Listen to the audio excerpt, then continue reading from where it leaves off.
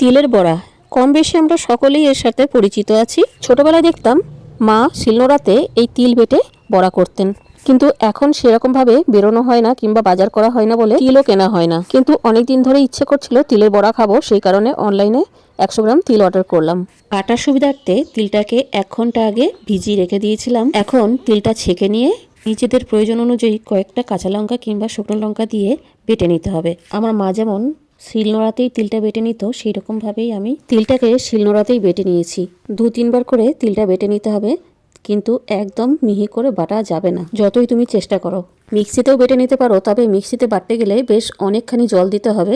সেক্ষেত্রে তিলের মধ্যে বাইন্ডিং আনার জন্য অনেকটা আটা কিংবা ময়দা মেশাতে হবে, তাতে স্বাদটা নষ্ট হয়ে যেতে পারে। তিলটা বেটে একটা বড় পাত্রে নিয়ে নিলাম, তার সাথে দিলাম বেশ মিহি করে কুচনো পেঁয়াজ, 1 থেকে 1.5 চামচ আটা কিংবা ময়দা, আমি এখানে ময়দা ব্যবহার করেছি, তোমরা আটা নিতে পারো। তার সাথে দিতে হবে স্বাদ মতো লবণ।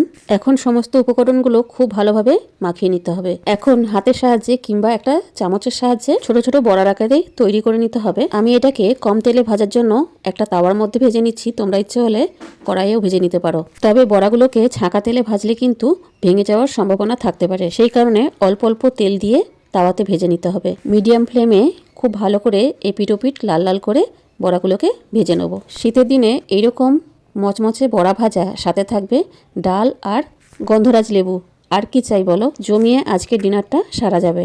আমি তো এরকম খাবার পেয়ে বেশ খুশি। ছেলেবেলার স্মৃতিচারণটা করেই ফেললাম। বড়াগুলো ভেজে নেওয়ার সাথে সাথেই 1 থালা গরম গরম ভাত নিয়ে বসে পড়েছি খেতে।